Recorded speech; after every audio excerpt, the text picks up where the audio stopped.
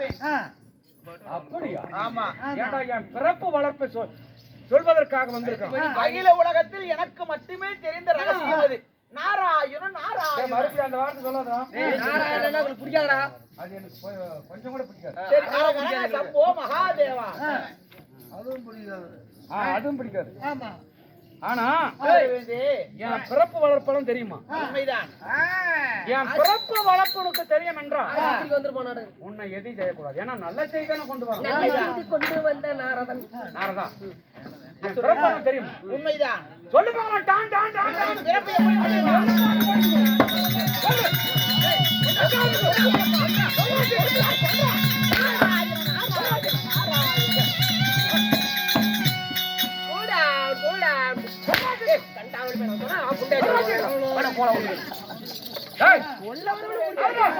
எப்படி எறும்பு முதல் யானை கடைசி வரை 87 ஜீவ பேதம்.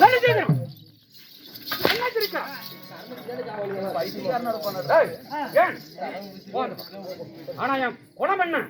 இதோ குணம் தேவர் குலம். உண்மைதான். குணம் பார்த்தாவே எனக்கு வாய் ஓலை பிரிக்கிறது. ஓலை வந்து பொறுமையாக இருந்தது. ஆனா நான் கேட்கிற கேள்விக்கு மட்டும் தெரியாது. ஆகட்டும். என் பிறந்த வரலாறு உனக்கு தெரியும் என்று சொல்கிறேன். நிச்சயமாக. ஆனா கேட்கிற கேள்விக்கு அப்படி டக்கு டக்கு டக்குன்னு சொல்லு. நான் சொல்லிவிடுவேன். ஆனா சொல்லக்கூடாது என்று ஒருவன் எனக்கு உத்தரவிட்டு இருக்கிறான். எவாமா? என்னுடைய மந்திரி. கூத்துக்கா வரல. அப்படியே சொல்லி கொடுத்த அப்படி சொல்லிங்கன்னா பிஎம்என்டே வாயில தூக்கு. வெள்ளையான பாணி பண்றாரு. ஆஹா நீ எத்த மச்சான் மச்சான் மச்சான் மச்சான். அதாவது உலகத்தில் மும்மூர்த்தி தேவர்கள் 3 பேரு.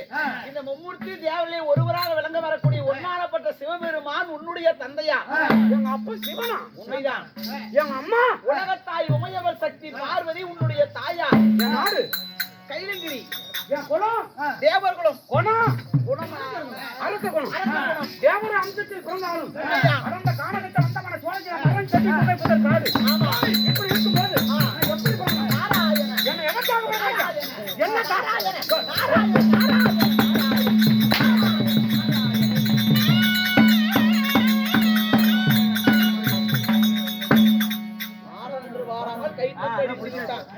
இவரிடமிருந்து கலகம் ஆரம்பிக்க வேண்டும்.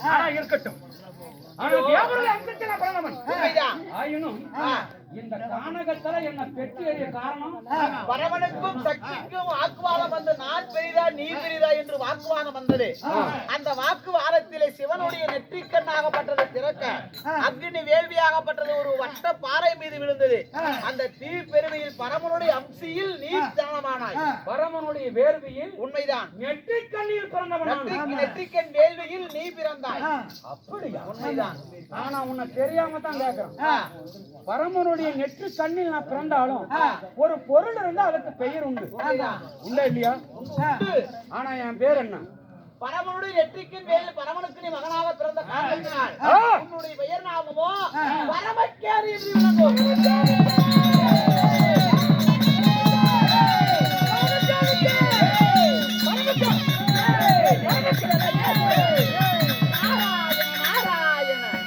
ஒரு தரம் 2 தரம் 3 தரம் பேர் சொல்லிட்டல்ல. நாராயண நாராயண. ஆனா நாரதா அப்படி இறந்துட்டாலும் இந்த கானகத்துல என்ன பெற்று எறிஞ்சிட்டாங்க. உண்மைதான். அவர்களை நான் என்ன செய்ய வேண்டும்? அந்த காரணம் என்ன தெரியுமா? உண்மைதான். அதாவது தேவர்கள் அனைவரும் ஒன்றாக சேர்ந்து ஒரு அசுரகுலத்தில் அசுரனை பிறக்க வைப்பது. அவர் தேவை முடிந்தவுடனே அசுரனை அழிப்பது. இதுதான் தேவனுடைய வேலை. உருவாக்குவதும் அழிப்பதும் தேவருடைய திருவிளையாடல். கேட்டா திருவிளையாடல் சொல்றாங்க. அந்த மமதையை அடக்கணும். அந்த கர்வத்தை அடக்கணும். அதனால தான் உங்களை தேடி வந்தேன். தந்திர மார்க்கமாக கைலங்கிரி சென்று உங்கள் தந்தை சிவபெருமானிடத்திலே நீங்கள் வரங்களை பெற்றுக்கொண்டு தேவாதி தேவர்கள் 33 கோடி தேவர்கள் சகல தேவர்கள் அனைவரும் சிறைபிடித்து வந்தால் இந்த உலகிலே உங்களை விட வல்லவன் பலசாலி யார் ஒருவரும் கிடையாது. நாராயண நாராயண. ஆனா நான் தான் மகன்னா ஏண்டா பாபா நான் தான் மகன்னா எப்படி ஏற்றுக்கொள்வார் திடீரென்று உன்னுடைய மகன் என்றால் எப்படி ஏற்றுக்கொள்ள மாட்டாங்க சாமி. நீ பிறந்த வரலாறு என்னிடத்தில் எப்படி சொன்னாயோ அதை சொன்னாதான் மகன் என்று ஏற்றுக்கொள்வார். ஆமா. உன் தேவிக்கும் உனக்கும் சண்டை வந்து வாக்குவாதம் வந்து துறைக்கு பாரச்சந்திரன் அப்படின்னு சொன்னாதான் அவருக்கு தெரியும். அப்படியே ஐயா ஆமா ஆமா ஆமா அதுக்குதான் பாக்குறேன். அதனால இந்த பிறந்த வரலாறு சொல்லி பிறகு மகன் என்று ஏற்றுக்கொள்வார்கள். அதனால இப்படி சொன்ன பிறகு மகன் என்று ஏற்றுக்கொள்வார்கள். அப்பொழுது அவர் அணியக்கூடிய ஆடை ஆவரணம் அங்கவஸ்த கோட்டு தந்திரமாக உத்தராட்சி கொண்டு சூளாயுதம் இவை அனைத்தும் வாங்க வேண்டும். அப்புறம் வரமும் வாங்கணும். என்னென்ன ஆறுபடி சத்தம் ஆனா வர என்ன வாங்க வரோம்? இது சாகாத வரம் வேகாதவுடன் குறைவில்லாத செல்வம். எந்த ஒரு ஆண்கள் கையில் உன்னை கொல்லவோ வெல்லவோ யாராலும் முடியாது.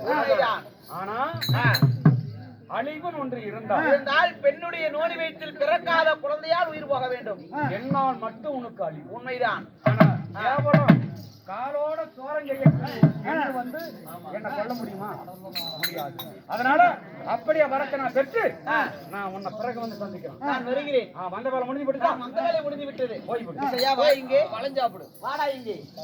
இன்று நீ வேலை முடிந்து விட்டது. இனிமேல் பாரு தேவர்களுடைய ஆட்டம் திண்டாட்டம் தான். நான் வருகிறேன். நீ போய் நாராயண நாராயண நாராயண நாராயண கல்லை திட்டுவோம். நான் பாத்துக்கிறேன்.